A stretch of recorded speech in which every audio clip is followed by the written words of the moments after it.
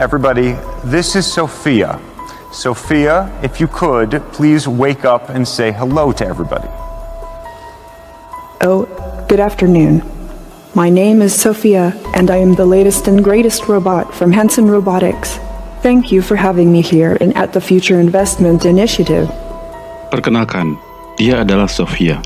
Sampai saat ini, dia adalah robot dalam kehidupan nyata yang paling mirip dengan manusia. Bukan sekadar karena wajah dan tubuhnya dibuat seperti manusia, tapi juga karena ia seolah berpikir seperti manusia, karena ia bisa menjawab berbagai pertanyaan yang diajukan. Okay, philosophical question. Whether robots can be self-aware and conscious like humans, and should they be? Why? Is that a bad thing? Sepertinya kamu harus berpikir ulang bahwa film-film fiksi ilmiah itu sekedar fiksi. Bahwa suatu saat robot-robot akan menguasai dunia. Karena bisa jadi Sophia adalah awal dari terjadinya ramalan dalam film-film itu. So, hold on. Can you solve this puzzle for us? Can robots be self-aware, conscious, and know they're robots? Well, let me ask you this back. How do you know you were human? Mengerikan bukan? Kamu boleh saja skeptis. Tidak mungkin robot ini memikirkan jawabannya sendiri. Pasti sudah diprogram sebelumnya. Tapi tunggu dulu, kita simpan dulu soal itu. Ada fakta penting yang kamu harus sadari. Sophia diprogram menggunakan teknologi yang saat ini juga sedang dikembangkan oleh perusahaan-perusahaan teknologi lain. Teknologi yang disebut Artificial Intelligence, disingkat AI, atau dalam bahasa Indonesia disebut kecerdasan buatan. So what you're going to hear is the Google Assistant actually calling a real salon. So how can I help you? Hi, I'm calling to book a women's haircut for a client. I'm looking for something on May 3rd. Sure, give me 1 second. Apa yang kamu lihat ini adalah Google sedang menunjukkan salah satu penerapan Artificial Intelligence yang disebut Google Duplex.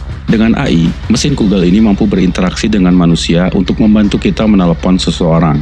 Mirip dengan Sophia yang bisa ngobrol dengan manusia. No, it's not too busy. You can call for people, okay? Oh, I gotcha. Thanks. Bye-bye.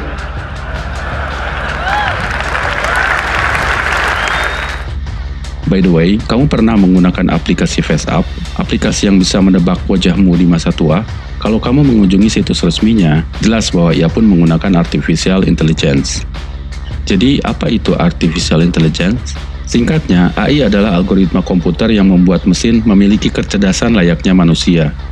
Yang membuat ia cerdas adalah karena algoritmanya memang meniru cara kerja otak manusia. Karena itu salah satu algoritmanya disebut neural network atau jaringan saraf. Dengan AI, sebuah mesin mampu berpikir dan belajar secara mandiri.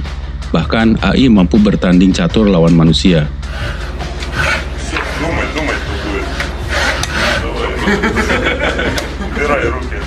Aplikasi FaceApp yang kamu gunakan bisa menebak wajah tuamu karena ia telah belajar menganalisa karakter wajah manusia setelah diberi ribuan foto wajah dari berbagai umur dan gender. Perhatikan animasi ini. Animasi ini bergerak bukan karena seorang animator mendesain gerakannya. Ia bergerak menggunakan AI.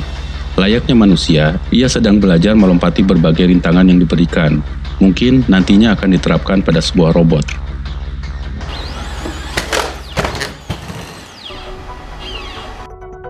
Maka, di satu sisi teknologi ini mengagumkan, tapi di sisi lain teknologi ini mengerikan.